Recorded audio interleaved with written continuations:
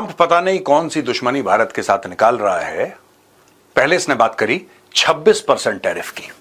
Initially 26% था, फिर इसने 26 को 25 करा, फिर इसने 25 को 50 कर दिया, जिसको ये डबल टैरिफ कह रहा है या सेकेंडरी टैरिफ कह रहा है, कभी कभी सैंक्शंस भी बोल देता है।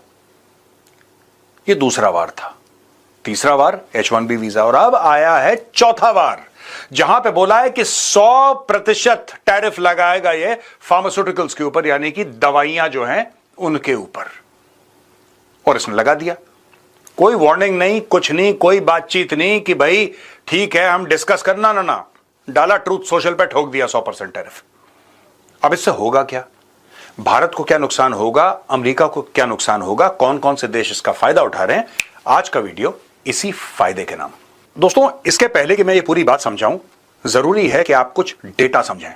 हमारा ट्रेड कितना है, हम भेजते कितने फार्मास्यूटिकल्स हैं अमेरिका, उसके डॉलर टर्म्स में क्या वैल्यू है, हमें हिट कितना पड़ेगा, चलिए ये सारी चीजें हम समझ लेते हैं।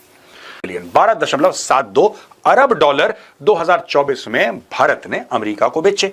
अब दोस्तों ये समझिए कि Indian pharmaceutical companies play a crucial role in the US healthcare system. In 2022 they accounted for 4 out of every 10 prescriptions, यानी कि 10 में से 4 इंडियन थे, ठीक है, यानी कि 40%.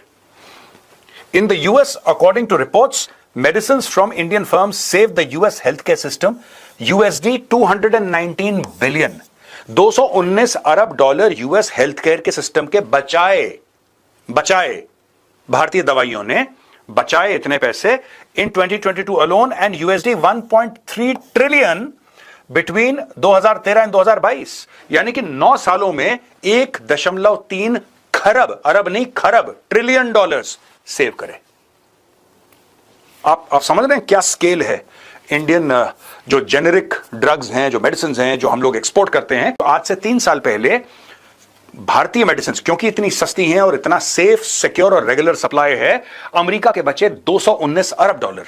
अगर भारतीय मेडिसिन नहीं होती तो इसका ऑल्टरनेट लेकर आते, कहीं से भी जुगाड़ करते, और वो जो ऑल्टरनेट था वो पड़ता इनको 219 अरब ज्यादा। अब ये कह रहे हैं कि 9 सालों में, यानी कि 2013 से लेकर 2022 के बीच में 1.3 ट्रिलियन डॉलर सेव करे।